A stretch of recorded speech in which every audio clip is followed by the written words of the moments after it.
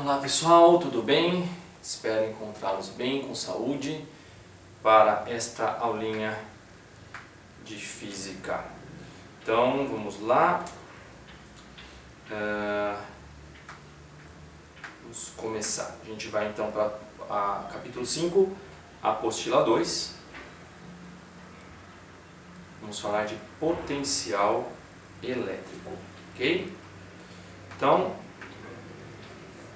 o potencial elétrico, pessoal, ele está muito associado a Alexandre Volta, né, que fez a pilha, né, a primeira pilha, né, que a gente conhece, fez experiências com rãs, como mostra aí na página 2 da apostila, né. Ele percebeu que aplicando uma diferença de potencial, as pernas da rã mexiam, então ele percebeu que impulsos elétricos ou eletroquímicos, né, ainda assim, de maneira um pouco nebulosa, tinha alguma coisa a ver com o funcionamento dos músculos, né? Mas aí o que interessa pra gente, né? O que é o potencial elétrico em si, como ele está associado à ideia de campo elétrico e de força elétrica, tá? O potencial elétrico, ele não é um vetor, diferente de força e de campo, ele é um valor escalar. O próprio nome já diz, potencial é algo que a carga pode vir a exercer no espaço ou sobre outra carga. Quanto maior o valor dessa carga elétrica que a partícula possui, maior é o potencial que ela vai desenvolver. E quanto mais distante você estiver dessa carga, logicamente, menor vai ser esse potencial. Ele tem uma fórmula muito parecida, quando eu vejo o potencial de uma carga, ele tem uma fórmula muito parecida com a fórmula do campo. Só que aqui, ó, não tem o quadrado, tá vendo? Então, muita atenção, tá? Porque as fórmulas são ligeiramente diferentes. Na verdade, a fórmula do campo elétrico é uma, digamos assim, a gente usa o termo derivada, ela é derivada da fórmula do potencial, tá? Bom, vamos lá. Então,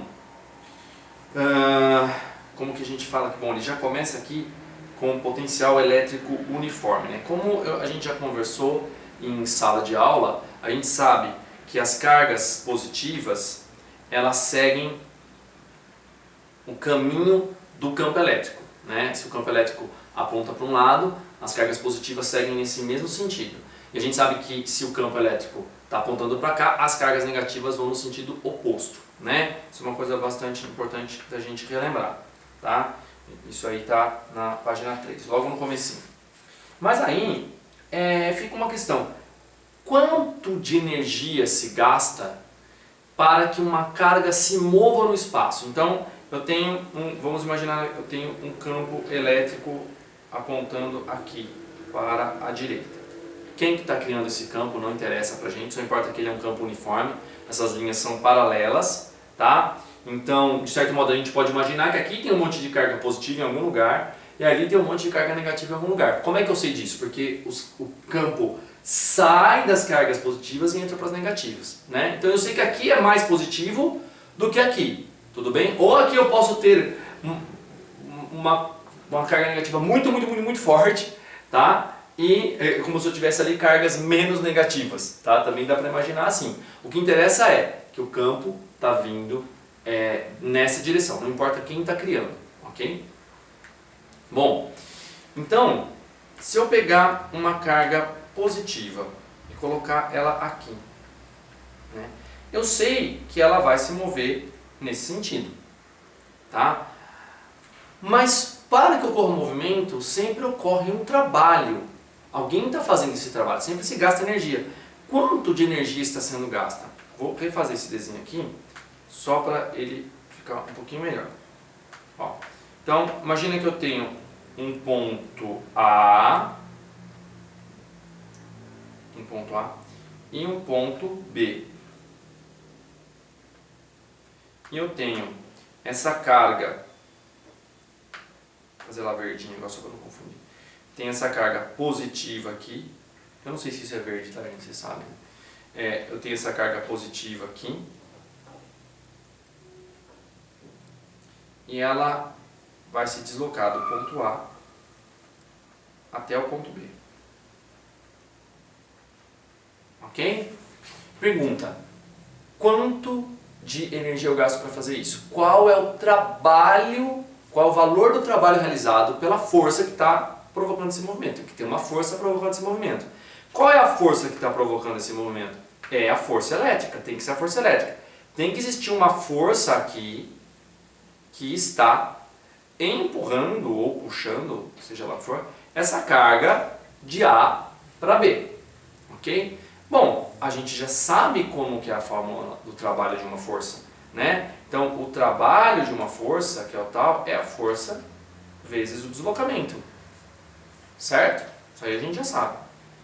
Mas, se eu estou trabalhando com potencial elétrico e com cargas elétricas, convém trabalhar de uma outra maneira, tá? Existe uma dedução de como fazer isso aqui, mas o ideal para a gente é que a gente veja a fórmula e depois, se vocês tiverem dúvidas na dedução, vocês fazem comigo, vocês tiram a dúvida comigo depois, tá? Porque o que importa é a gente entender o que está acontecendo aqui. Então, eu não sei o valor da força, eu não sei necessariamente o valor da distância, mas vamos supor que eu sei o valor da carga, tá? E eu sei o potencial no ponto A, o V no ponto A, e eu também sei o potencial no ponto B. Com esses valores eu consigo calcular a energia, tá? Então vamos apagar aqui para eu poder escrever a fórmula para vocês. Então, vamos primeiro partir de um princípio. Então, se eu tenho esses três valores, eu tenho a carga, eu tenho o VA, eu tenho o VB. Esses potenciais VA e VB são diferentes, porque um estava mais próximo do lado positivo e outro estava mais próximo do lado negativo. Quer dizer que o VB é negativo? Não necessariamente, tá? Mas o VB ele tem que ser mais negativo do que o VA, certo? Ele tem que ser menor do que o VA de alguma maneira, porque ele estava mais para o lado de lá, no nosso exemplo aqui, tá bom? Então, o que eu vou fazer? Eu quero saber qual é a diferença que eu tenho entre esses potenciais, tá? Então, eu vou fazer VA menos VB, tá? Descobrindo essa diferença, se eu multiplicar pelo valor da carga, é isso aqui que é o valor do trabalho. Esse aqui é o valor da energia que eu preciso para transportar essa carga do ponto A até o ponto B, usando a força elétrica, tá? Não é a minha força, não é eu pegando a carga e movendo. Tá? É lógico que se eu fizer isso, ela vai sentir a ação de uma força porque aquele campo está lá agindo, né? Mas eu não estou vendo o trabalho que eu faço para mover uma carga, eu estou vendo a energia que foi despendida, ou que foi utilizada pela força elétrica para fazer esse trabalho, ok? Então, vamos ver aqui a fórmula certinha. Então, o trabalho é igual a Q vezes VA menos VB. Ok? O VA menos VB é o que eu chamo de U, tá? Ou UAB, que é a diferença de potencial, a famosa DDP. Então, essa fórmula pode ser escrita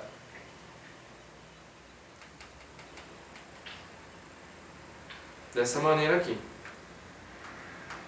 Escrever em preto agora que eu acho que é melhor.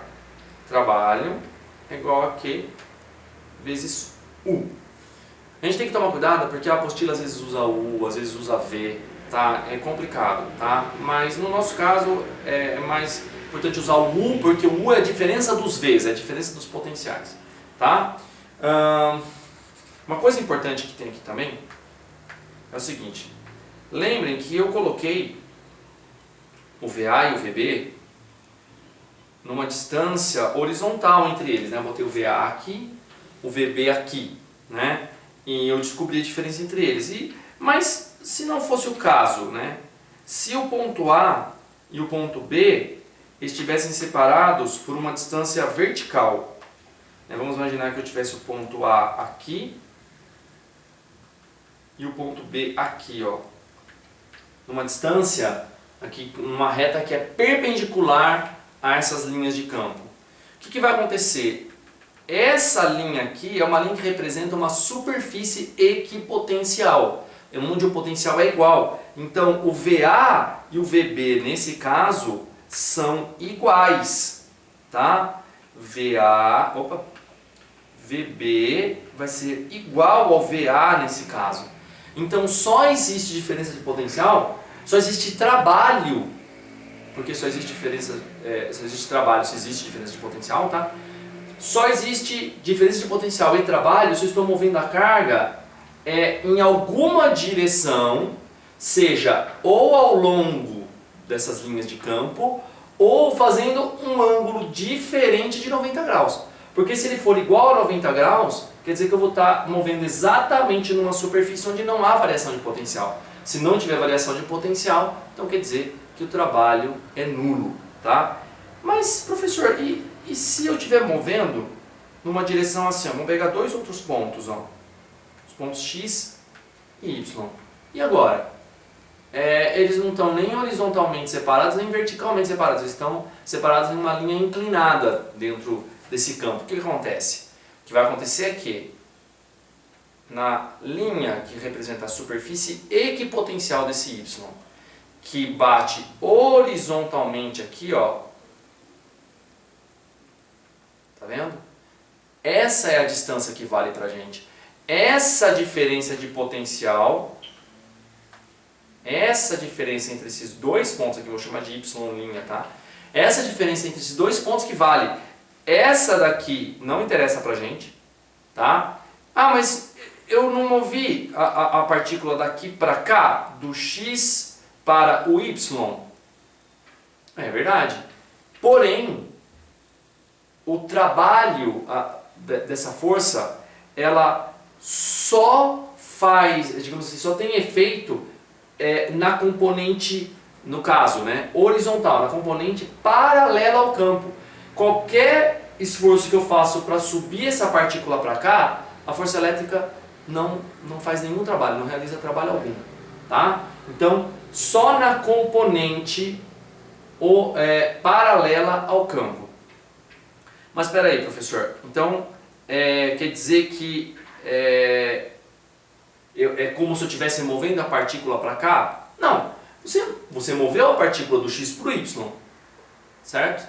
Mas o que eu estou dizendo é que o trabalho para mover a partícula do X para o Y é o mesmo trabalho de mover do X para o Y'.